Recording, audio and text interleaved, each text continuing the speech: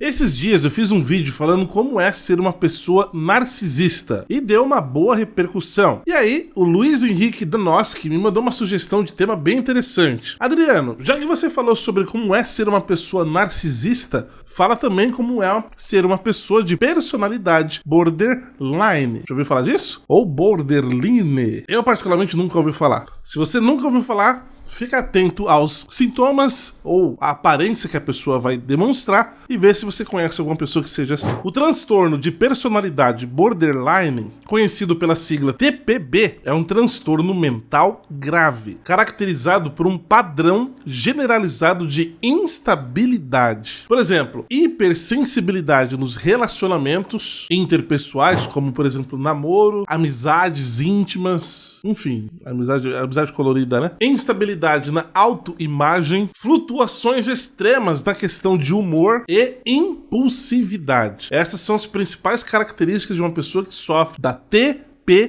Essas pessoas têm grande dificuldade em manter os seus relacionamentos, pois elas têm um medo extremo de serem abandonadas, de serem ou sofrerem rejeições por um término de namoro. Elas também têm grande dificuldade em lidar com sentimentos negativos, como raiva, tristeza e até mesmo ansiedade. Diante dessas condições, essas pessoas que sofrem do TPB podem agir levando a um comportamento impulsivo, como automutilação, abusos de substâncias, seja álcool ou mesmo remédios, e até mesmo comportamentos sexuais de riscos. A causa da TPB ainda é desconhecida, ninguém sabe o que ocasiona isso ou o que favorece o surgimento disso. TPB pode ser tratado com terapia e remédios. Geralmente, os sintomas começam ainda na adolescência e pode apresentar ainda alguns sintomas quando a pessoa entra no estado adulto, mas ainda jovem, né? Entre os 25 e 27 anos. Uma das táticas que a pessoa que sofre de TPB mais utiliza na questão do medo da rejeição é ameaçar ela mesma tirar a própria vida se o namorado ou a namorada terminar com ele ou com ela. Se acontecer algo que ela não goste, ela vai, como eu disse, ela vai se automutilar, ela vai começar a se riscar com faca, começar a se cortar, ou seja, machucar o seu próprio corpo. Então a pessoa ameaça tirar a própria vida,